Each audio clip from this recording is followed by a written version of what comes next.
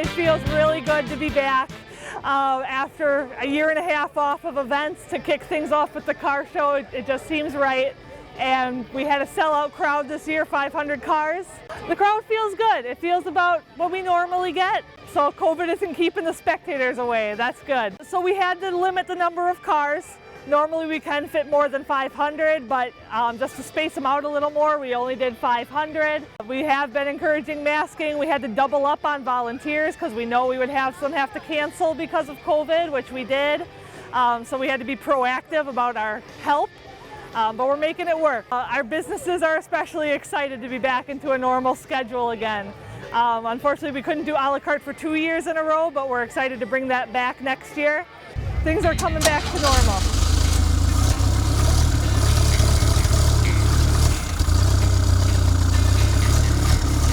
It is a Korean War era military vehicle. It's a 53 GMC. It was originally a deuce and a half. It is currently on a 1984 Chevy pickup truck chassis. I found it on Facebook Marketplace, believe it or not, and I actually know the guy who had it for sale. I didn't realize it at the time, but I did. Mechanical stuff, a little bit of stuff here and there, put new tires on it, taking care of leaks. It's 1984 Chevrolet pickup truck engine. The engine is not fancy. Small block 350, brand new carburetor on it, turbo 400 transmission, standard running gear for 1984 Chevy pickup.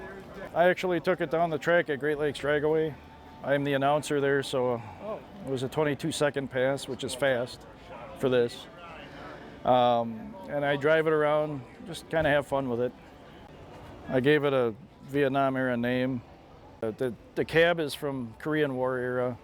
And they used the same trucks in the Rambo movie, the first Rambo movie, because they were easy and cheap to get. The Canadian military had a big contract with them as well. They were all inline 6 gas engines with Cadillac transmissions.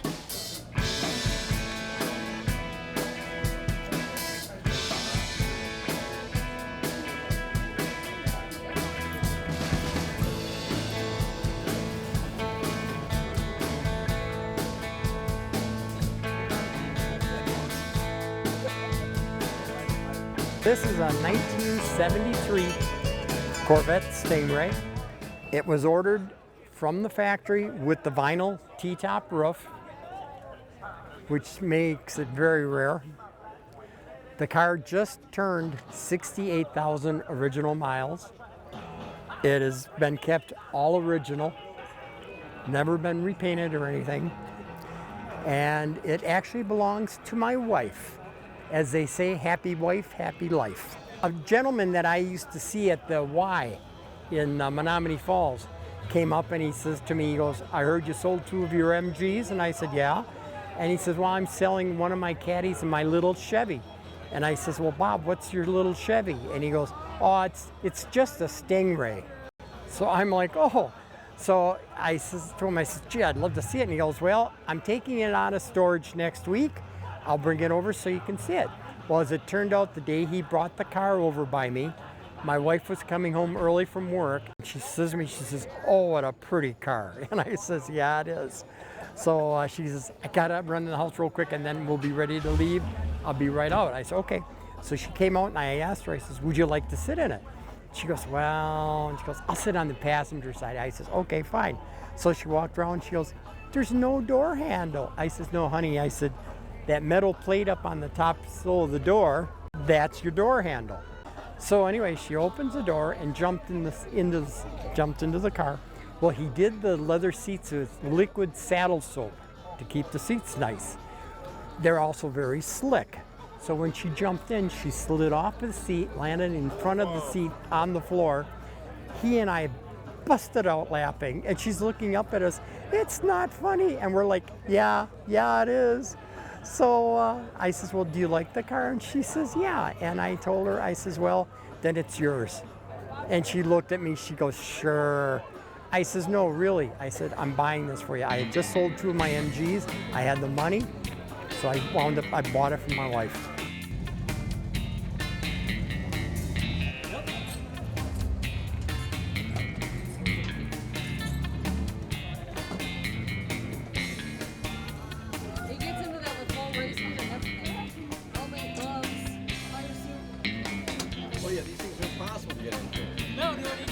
I can tell. It's a 1912 Model T. It's basically the last year of the real brass era. The real brass, what happened was everything's brass, the headlights, the windshield, everything. In the end of 12, they started to make the main part of the headlights out of steel. This turned into steel, and the center parts of this all turned into steel.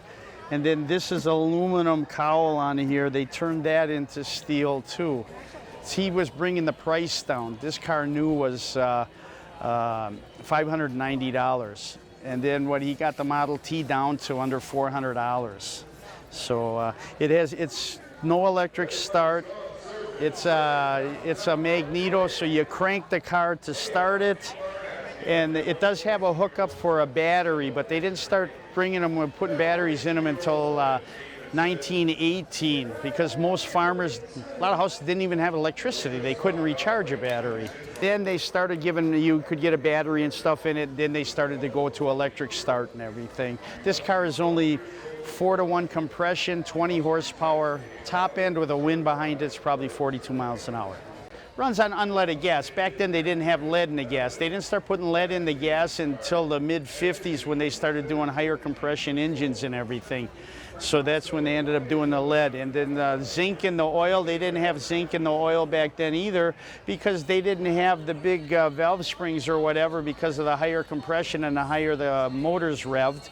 So they needed to add all that. But back in this day, they didn't. Everything was real simple. And all, like I said, all of the lights here, the tail light is kerosene, the side running lights are kerosene, and the headlights are acetylene. What it is you put in, this is a carbide generator. What it is, you put water in here, and then you put little pellets in here. And what it is, you regulate the water going there. It goes on the pellets. It makes acetylene gas, which would go through, I don't have the tube on. The tube goes here, goes to the headlights, and then you end up, this must have been an option. You would light the headlights with a lighter, but this one has an option that somebody put on it that all you do is has a flint, and that would light it. You wouldn't need a lighter. This car gets about 25 miles to the gallon. That's about the average of what a car gets right now. It's about the same, except for the car nowadays are a little faster. On your marks, get set, go! It's the 1950 Chevy truck that I pulled out of a barn in 2008 in Galena, Illinois, and brought it home and made a hot rod that I envisioned, and this is the end result.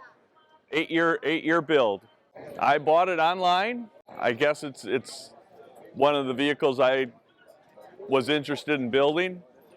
Never built a car before in my life. I said, well, this is what I want to do. Since this was my first build, I really didn't know what I was getting myself into, but I found out it takes a lot of time and patience. The interior was just completed last winter from Inside Rides in Michigan, Wisconsin. It's a design I picked out and my wife picked out, and that's the end result right here. It's a 3100 pickup, short wheelbase pickup. It was a farm delivery vehicle in Elizabeth, Illinois. That's where it spent its life. I think the original odometer had like 70,000 miles, and it was caked in mud. The engine is a 1972 Chevy 350 4-bolt main that has been completely gone through. It's been bored 30 over. It's got a mild cam, pushes about 370 horse. It's got a high zinc content oil that we're running, and I just run 93 octane pump gas.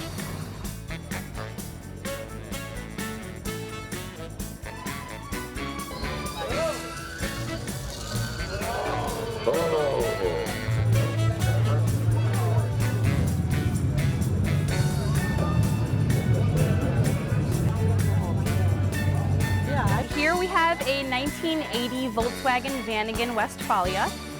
It is an air-cooled engine, so what that means is it doesn't have a radiator, it doesn't have any coolant, it doesn't have any like radiator lines going to it. It's a 4-cylinder. It is about 46 horsepower, I believe. It's slow, but it's fun. Sleeps 2 adults up top and 2 adults up or on the bottom, and then this actually comes up Otherwise, it just pops down. It has a full kitchenette, so it has a stove, a refrigerator, it has closets so you can hang your clothes in it. So I've been in the Volkswagen community for about 3 years now, and I've owned 7 air-cooled Volkswagens. This is my first Westfalia. So Westfalias came off the factory line like this, but then Westfalia was the company that actually designed these pop tops. So those got installed after they came off the factory line in Germany. So I came across it because I was on the lookout for a Vanagon Westfalia because I had a tin top. I didn't know if I was going to be able to get it. I thought my chances were pretty slim, and so I sat on it for about an hour, and then I decided that it checked all my boxes that I wanted for a Westfalia. So I wanted an 80 or an 81. I wanted a blue. I know that's kind of superficial, but that's my favorite color. And then I wanted it to be air-cooled, which again would be an 80 or an 81. I messaged the guy, I took my shot, and he chose me. Here's the interesting part. He won it for free in a raffle. And he had already owned a Syncro, which is the all-wheel drive version of the Vanagons. And so him and his wife decided to give it to someone who they felt would like take care of it, that deserved it, whatever the reason may be. So I told him my story, and he waited a week for me to come from Milwaukee to Chicagoland and purchase it.